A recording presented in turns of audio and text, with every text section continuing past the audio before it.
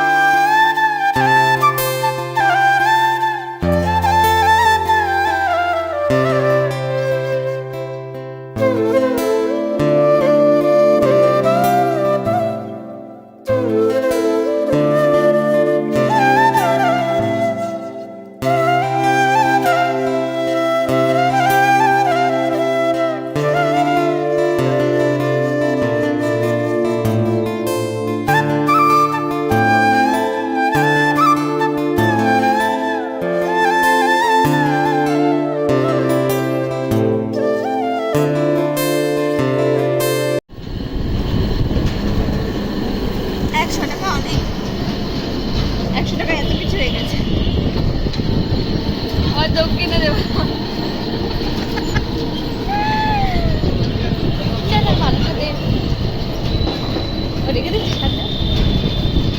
তুই দে আমার ভাড়াটা দিলাম না, কুড়ি টাকাতে কি 20 টাকাটা 15 টাকা করে, তাই তো 20 টাকাটা রান্না করতে আমরা কিন্তু বড় বাজারে মেলে 10 টাকা, কিসের 15 টাকা। দেখো দেখতে দেখতে মায়ের মন্দিরে আমরা পৌঁছেও গেছি। আর এই যে এখানে এসে দেখি ঠাকুরমশাই পুজো দেওয়া শুরুও করে দিয়েছে। তো দেখো আমরা এখন সবাই এখানটায় বসে পড়বো এই যে অঞ্জলি দেওয়ার জন্যে। তাই সামনে সবাই দাঁড়িয়েছিল, আমি একটুখানি তোমাদেরকে দেখাচ্ছিলাম। তো দেখো এই যে মায়ের এখানে আগে অনেকের পুজো দেওয়া হয়েও গেছে, তার জন্য এত ফল ওখানে মায়ের চরণের সামনে পড়ে রয়েছে। তো দেখতে পাচ্ছ অনেক ভিড় হয়েছিল। আর এই যে এখন আমরা বসেছি অঞ্জলি দেব বলে। তো দেখো বাইরে যেন আমি একটা কী দেখছিলাম তাকে, এই যে আমার কাকিমা, আমার বোন, আমি, আরও অনেকে আছে। সবাই তো ভিডিওতে আসতে চায় না, তাই সবাইকে নেওয়া হয়নি। যারা যারা একটুখানি কমফোর্টেবল তাদেরকে আমি একটুখানি নিয়েছিলাম। তো দেখো এখন ঠাকুরমশাই অঞ্জলি মন্ত্রপাঠ করছিল, তো আমরা সেগুলো করছিলাম। তো এরপরে পুজোটা আমরা দিয়ে দেবো।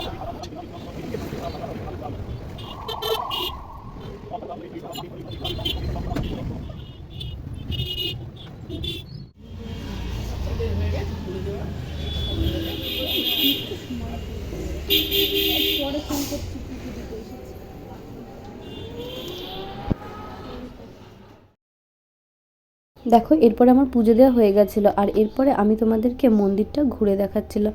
এই দেখো প্রথমেই ছিল গণেশ মূর্তি, তার আগে ছিল শিব ঠাকুর, আর তার আগে ছিল মা বিপত্তারিণী।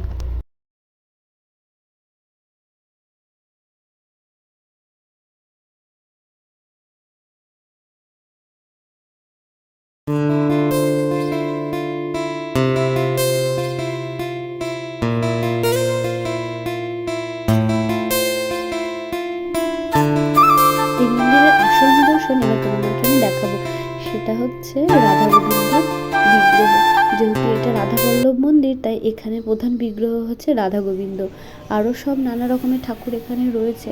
এই মন্দিরটাতে এসে আমার খুব ভালো লাগলো। আমি এই মন্দিরেই প্রথম আসলাম আমার মায়ের সাথে। আমার মা গত বছরে এখানে পুজো দিতে এসেছিলো। তো দেখো এরপরে মামামের দুষ্টুমি, যেহেতু একটা অনেক বড় ফাঁকা বারান্দা পেয়েছে তো চারিদিকে খেলে বেড়াচ্ছে। কিন্তু কি বলো তো, এখানে না চারিদিকে না প্রচণ্ড পরিমাণে মোম পড়ে রয়েছে, তাই আমি আবার মাম্মামকে কী করলাম, তাড়াতাড়ি করে কোলে তুলে নিলাম, কারণ বলা যায় না কখন কিছু একটা মুখে দিয়ে ফেলবে। এই যে ওর হাতে না একটুখানি মোম লেগেও ছিল, জানো তো, আমি পরে সেটা দেখতে পেয়েছিলাম। এই যে এখনও খাচ্ছে দেখছো, তারপরে সেটাকে ফেলে দিয়ে আমি আবার একটুখানি ঠাকুরকে আরতি করে নিচ্ছিলাম। ধূপ প্রদীপ তো ছিল না, বাড়ি থেকে মোমবাতি নিয়ে এসেছিলাম, তার জন্যই ধূপ মোমবাতি দিয়ে একটুখানি ঠাকুরকে আরতি করে নিলাম।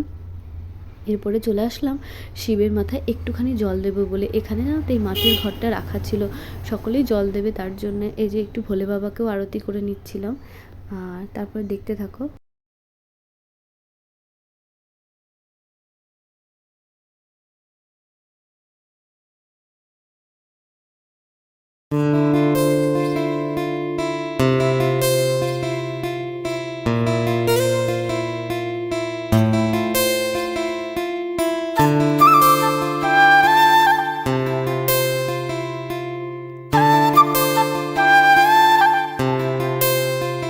এরপরে আমরা ওই মন্দিরে পুজো সেরে আবার বেরিয়ে পড়েছিলাম বজরংবলীর মন্দির খোঁজার জন্য।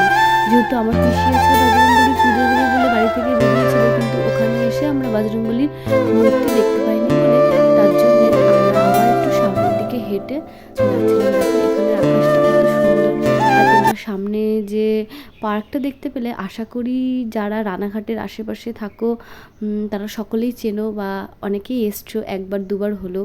তো দেখো এরপর আমরা সিঁড়ি দিয়ে নেমে এই যে দেখো, এটা হচ্ছে আমাদের রানাঘাটের চূর্ণী নদী, তার পাশেই এই বজরংবলীর মন্দিরটা উপস্থিত।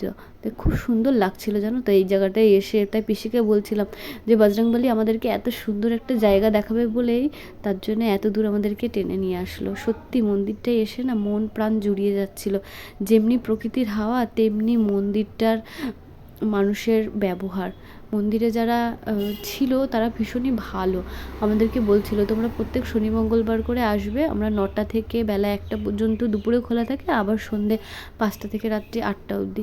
খুবই সুন্দর পুরোহিতটার ব্যবহারও। তো দেখো এরপরে আমার পিসি, আমার কাকিমা, আমরা 3জনে মিলে পুজো দিয়ে নেব।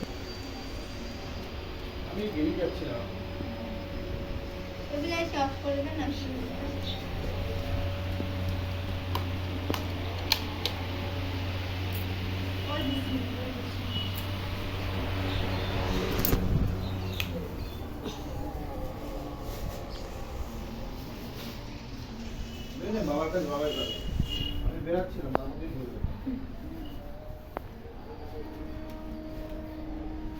ওষুধ দিয়ে দিয়েছিলাম।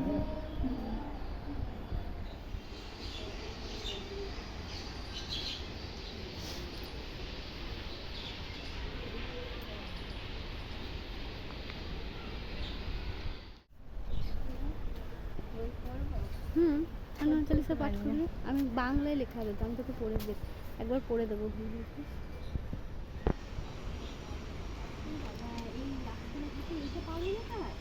না না হুম